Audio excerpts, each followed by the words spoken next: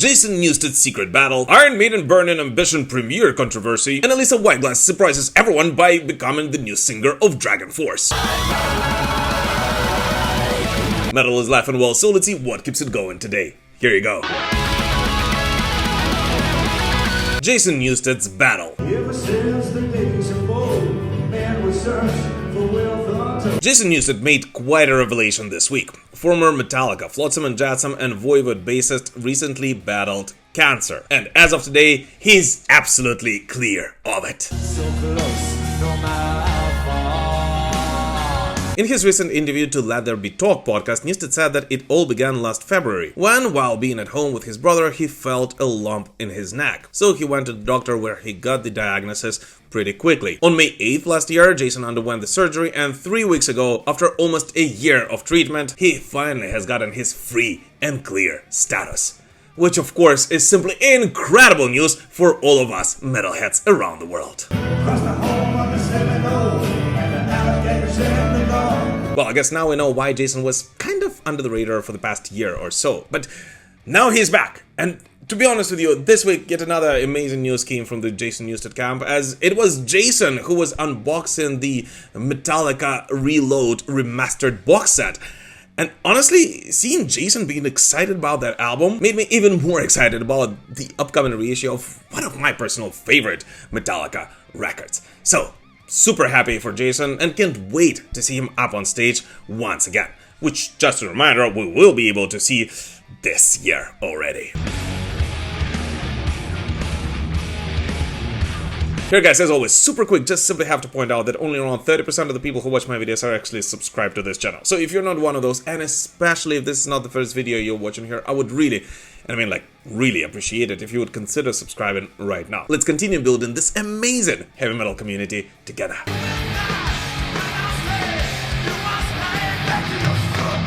Flotsam And Jetsam return.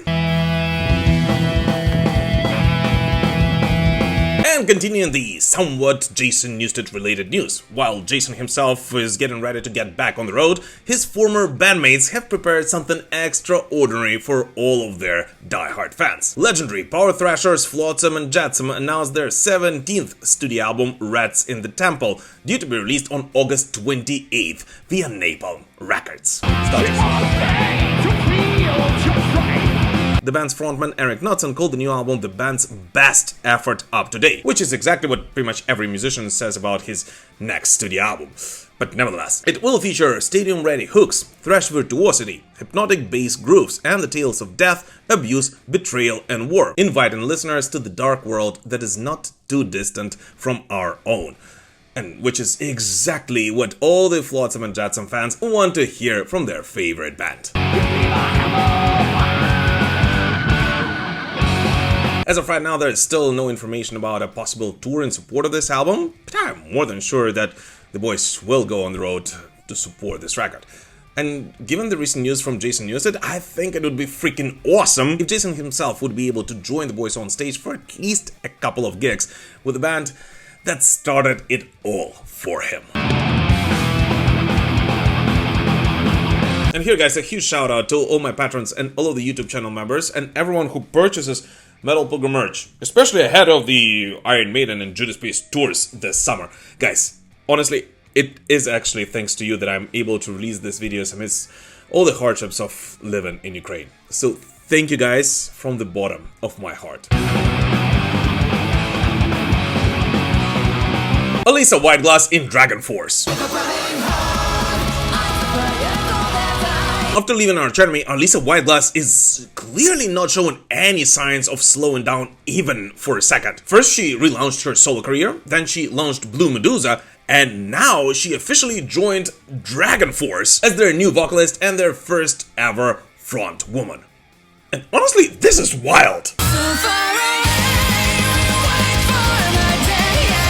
Dragonforce are about to celebrate 20 years of Inhuman Rampage, the album that gave the world Through the Fire and Flames, and Alissa is making her live debut with Dragonforce this weekend already, during the band's performance at Welcome to Rockville and later on at Sonic Temple. Herman Lee says her joining the band changes everything.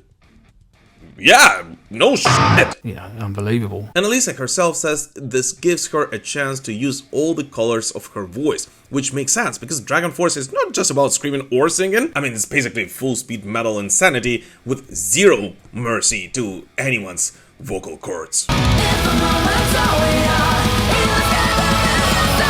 And here's the thing, I'll be very honest with you.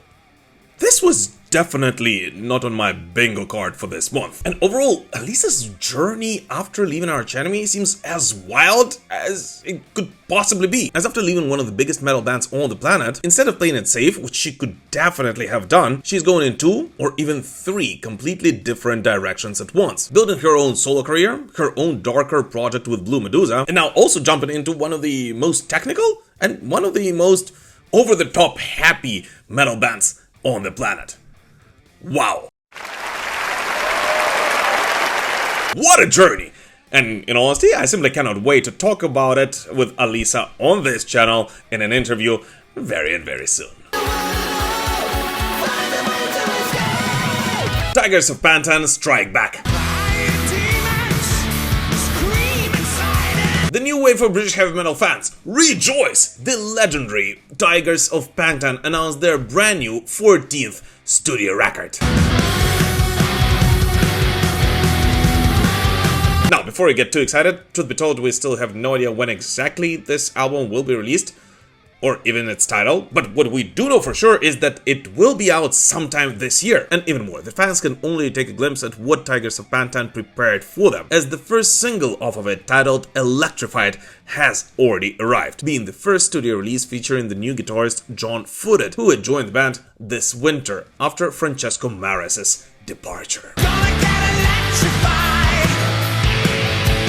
And you know what? I think there's no point of explaining all the regular viewers of this channel why this is a big deal, because yeah, Tygers of Pan Tang were one of the most influential new wave of British heavy metal bands, without whom the development of this genre would have never been the same. And seeing these guys still doing what they do today in 2026 is a true blessing to every new wave of British heavy metal fan. New Kiss song. Kiss are officially back in the studio, with Gene Simmons confirming that the band has already recorded a brand new song written by nobody else but Paul Stanley. Yes! Come on! Yes! Yeah! After the final tour, and after years of Paul saying why the flip they should write new music if all Kiss fans want is the old classic material, they are still recording new tracks. Cause, you know, it's Kiss! And that's the kind of thing that Kiss do! And that's exactly what all the die-hard Kiss fans love this band for. But the most interesting thing is that this new material, despite the whole fact that Kiss, in case you guys missed our previous Metal Digest, will continue giving concerts on rare occasions, is most likely meant only for the Kiss Avatar show, which is supposed to kick in Las Vegas in 2028. Which will be the first time ever that a real rock song, written by real rock musicians, will be performed by digital versions of themselves. And now the time has come for your favorite part of the video, so let's take a look at 5 latest metal releases from this week, which although did not get their own segments in this video, are still definitely worthy of your attention. Draconian released their 8th studio album, Installment and Ruin, via Napalm Records. The record features 9 tracks and marks the studio return of Lisa Johansson, who once again shares vocal duties with Anders Jakobsen. The album is built around Anders' poetic lyricism and is presented as one of the most personal releases in Draconian discography.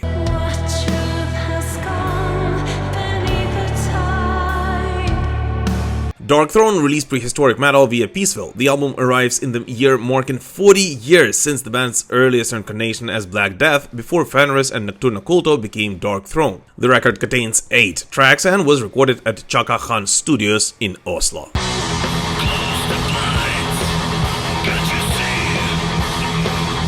Converge released Doom in Bloom, taken from their upcoming album Hum of Hurt. The album comes out digitally on June 5th this year, with vinyl following on July 17th via Deathwish Epitaph. Hum of Hurt follows Love Is Not Enough as Converge's second full-length release of 2026.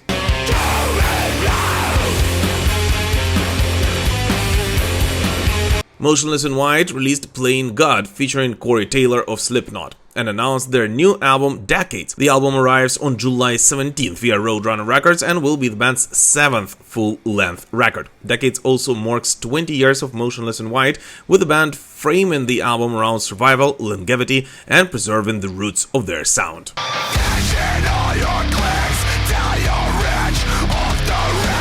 Xandria released The Shannon's Home and announced their new album Eclipse, due on August 7th via Napalm Records. The song is the first offering from the album, which features 11 tracks, with Eclipse being described as the most diverse body of work in Xandria's discography so far, with every song having its own identity while still belonging to the same world.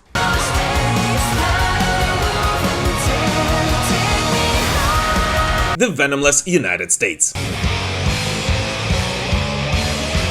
No Venom in America, at least for now. British extreme metal pioneers opened up about the challenges that prevented them from touring in the United States this year. And according to the guitarist Stuart Rage Dixon, the main problem with touring in the United States today is, well, believe it or not, but getting visas, which according to Stewart are too expensive, something from 7 to 9 grand, not counting a lot of time-consuming bureaucracy required to obtain them. And according to Dixon, that's exactly why many European bands, including Cradle of Filth and a bunch of others, had to delay or postpone their tours in the United States. And given all that, and the whole fact that the touring costs in North America are simply astronomical for a band of even such caliber as Venom today, they decided to postpone going across the pond, at least for now. And you know what? This sucks. I mean, honestly, it really does for all of the North American fans of Venom and all the other bands, if this is actually true. Because no matter all the scandals and everything this band has been through, well, Venom is still one of the most beloved extreme metal bands on the planet. And I'm more than sure that there were thousands of American fans who would abso-freaking-lutely love to see the boys performing their classic tunes on stage. Lay down your soul to the gods, rock and roll. Tireless, Deep Purple.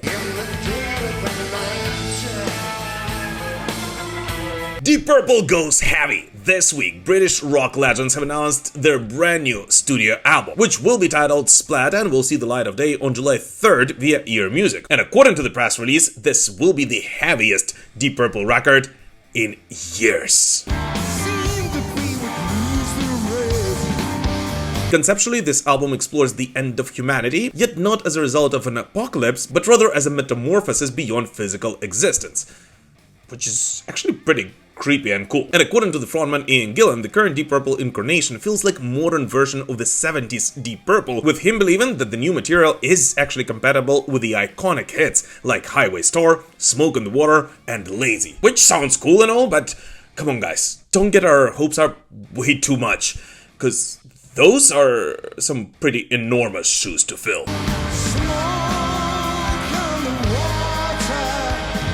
But the craziest thing is that after the release of Splat, Deep Purple will continue their enormous world tour, with no less than 86 shows already booked across 28 countries and 3 continents. 86! And just a reminder guys, Ian Gillan and Roger Glover are 80 years old this year, each of them. And they still are more productive and tour heavier than most of the guys in their 30s in this industry. Oh, come on. What freaking legends! Motörhead mystery solved. The only gun I need is the ace of spades. The ace of spades. This week we all had the pleasure of celebrating the 8th of May, which in addition to the Victory in Europe Day is of course also the official Motörhead Day. And so it felt extremely appropriate to debunk one of the biggest Motörhead myths today, 41 years after it actually happened. As just a reminder, last year I actually released an episode talking about one of the biggest mysteries in Motörhead history, discussing the very first show Motörhead performed on July 20th in 1975, in which we discussed whether that show was actually preceded by a speech of a rather famous German dictator, which to this very day most Motörhead fans cannot really agree on. And so, this week, I was actually approached by a fellow Motörhead fan and a huge memorabilia collector, Martin Stassen from the Netherlands, who happens to own the copy of the Melody Maker magazine, in which the review of the first ever Motörhead show was published. And in which, by the way, Edward Jones said that you will definitely not enjoy Motörhead unless you had frontal lobotomy. Yeah. And so in that review, which was published just 6 days after the concert happened, we finally have a proof that their set was indeed preceded by a tape of a German dictator in full flight. Yet the coolest thing is that it actually did not appall Edward as much as Motörhead's music, which of course means that back then everyone understood that this was not done as a way to praise the guy, but rather just to add a shocking value to a rock and roll concert, which was a pretty usual thing back in mid-1970s. So a huge thank you to Morten Stassen, and in case you guys didn't watch that episode, definitely watch it after watching this Metal Digest. And of course, more than anything, happy Motorhead Day to each and every one of you. Cause yeah, no matter what, even today, years after his passing, Lemmy Kilmister and all the other now former members of Motorhead are indeed dearly missed. Getting back to you. Mysterious Greta Van Fleet. Greta Van Fleet go mystic. Out of the blue, American hard blues rockers posted a cryptic video, making most of their fans believe that they actually might have split up.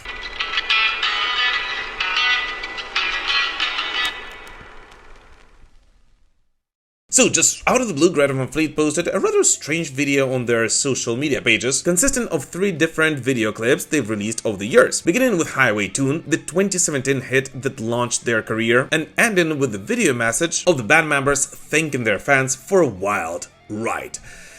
Which, needless to say, ignited quite the talks about the possible Greta Van Fleet split up among their fanbase, especially given the fact that this was their first social media post since last July, and the last time this band performed live was all the way back in September of 2024, meaning that this might actually be a band's farewell to their fans. Or who knows, might as well be a beginning of something absolutely new for this band. The Iron Maiden Burn and Ambition debate. Alright, Iron Maiden fans, it finally happened! The official premiere of Iron Maiden Burn and Ambition documentary finally took place in London this week. And of course, the film is already out in cinemas all around the world. And although, I'll be honest with you, I was so freaking bummed that despite having an invitation from the band to attend that premiere, I was not able to do that. But nevertheless, seeing all of the videos of the Iron Maiden family on that red carpet, all of the smiles, hugs, and all of the just excitement that you could just simply see on the faces of Iron Maiden family, including Blaze Bayley, simply made my day. No, seriously, just look at this and tell me that this is not the photo of the year. Yet, nevertheless, despite the whole fact that the premiere in London was a huge success and pretty much everyone spoke about how amazing it was, there were quite a lot of attentive fans that noticed that, well, at least somebody was missing on that red carpet, including nobody else but the boss himself, Steve Harris. Which sparked quite a lot of controversy and discussion online about a possibility of Steve actually boycotting that premiere, especially in light of the recent interview Steve Harris gave, in which he once again wanted to underline that this was a video about Iron Maiden and not by Iron Maiden, saying that if Iron Maiden would actually have been in charge, they would definitely have done things quite differently, after which he refused to give any other comments on that matter. And which, of course, made quite a lot of fans online believe that Steve Harris 100% abso-freaking-lutely hates Burn and Ambition. Well, the truth is that I have no idea how Steve Harris feels about this documentary, and I am more than sure that most of you guys also have no idea about how he feels about it. We can only speculate about it, which we will not be doing in this video. But what I do know for sure is that for Iron Maiden, fans always come first. And I also do know for sure that instead of attending that premiere, Steve Harris, Yannick Gers, and Simon Dawson already came to that little town in Croatia in which the band usually rehearses before the start of their tours, to prepare everything for the rest of the guys. Because yes, as Steve Harris himself quite ironically said in the Burning Ambition documentary. For Iron Maiden, their fans, and what is most importantly, the live experience that those fans get at their shows is the most important thing in the world. Even if it means that in order to achieve that, some of them, including Steve Harris himself, might have to miss the Rock and Roll Hall of Fame induction ceremony or one of the biggest social events of the year. But nevertheless, Burning Ambition is finally out, and of course I already had a chance to watch it myself, and I have quite a lot of thoughts about it, which I will not be sharing in this particular segment, simply because I already released a rather long, detailed, and in-depth video covering everything I noticed in this documentary, which you should definitely watch right after watching this Metal Digest. And although I think I might understand what exactly Steve Harris meant by doing some things differently in that film, I still had an enormous pleasure watching it in the cinema. And I definitely encourage every Iron Maiden fan around the world to do the same thing if they haven't done so yet, as yes, it is a must-watch for every Iron Maiden geek like myself. It takes you on quite an emotional roller coaster if you have been following this band for some years.